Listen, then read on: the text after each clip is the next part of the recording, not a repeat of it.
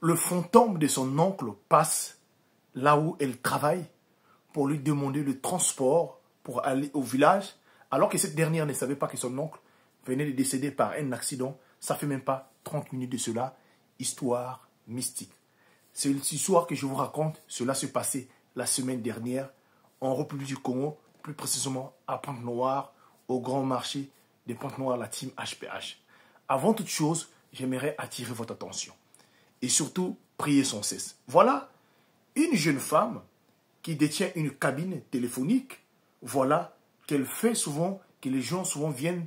Alors, de temps en temps, elle travaille chaque matin. Ça fait plusieurs années qu'elle fait ce même travail. Elle n'a jamais vu de problème la team HPH. Voilà un jour, un samedi.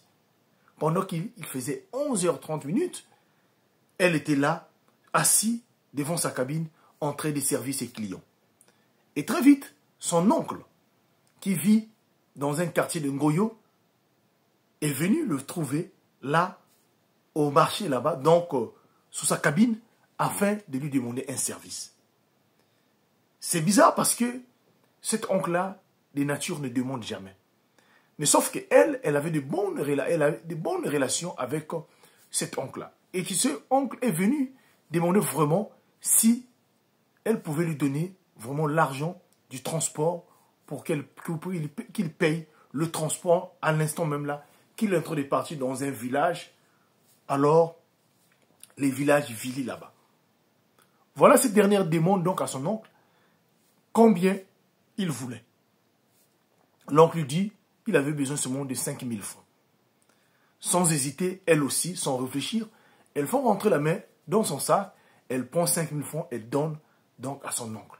Son oncle finit par lui dire vraiment, alors ma nièce, merci de cette action que tu viens de faire là. Merci parce que tu m'as rendu service. Ce 5 000 francs-là va me permettre de payer le transport, d'aller au fin fond du village. Je ne sais pas ce que je vais rencontrer là-bas au cours de mon chemin, la team HPH. Voilà l'oncle fini alors de prendre 5 000 francs. Elle avait aussi une bouteille d'eau là-bas et avec un sandwich là-bas, elle prend cela. Ah, l'oncle, quand vous êtes en train de partir très loin, prenez cette bouteille-là et du sandwich là. Et voilà comment l'oncle prend ça là aussi, met ça dans son sac, et est allé chercher donc là où il faut trouver les transports qui l'emmènent dans des villages, Vili, la team HPH, là où il est en train de partir. Sauf qu'après cela, elle est restée là, en train de travailler. À 12h00, voilà comment sa maman biologique, qui alors avait appris la nouvelle, décide donc, au lieu de l'annoncer au téléphone, comme il savait que cette dernière avait de bonnes relations avec cet oncle-là, décide donc de venir là où elle fait ses cabines. Et là, arrivé là-bas, sa maman lui dit vraiment, si tu as fini, mais je souhaiterais te parler. J'ai quelque chose d'important à te dire. Et voilà comment sa maman s'assoit. Et cette dernière décide donc, la maman décide donc à expliquer à sa fille, vraiment, je n'ai pas voulu t'annoncer ça au téléphone, mais ton oncle, que tu aimes tellement beaucoup, l'oncle un tel, qui vit en Goyola, sans même que sa maman puisse finir de parler, la fille dit non, mais l'oncle venait de passer tout de suite ici là. Je lui ai donné 5 000 francs, je lui ai donné l'eau et le sandwich, qu'il est en train de partir au village. Sa maman dit non, il ne faut pas dire ça. C'est ça qui m'a mené ici là, pour te dire que l'oncle Intel est décédé à 11h30 par accident. Et là où je nous parle là, son corps se trouve à la mort. Et voilà comment la jeune fille dit non, c'est impossible. À 11h30, il était chez moi ici là. Il m'a demandé 5 000 francs pour aller au village. Et je lui ai donné avec du sandwich et de l'eau.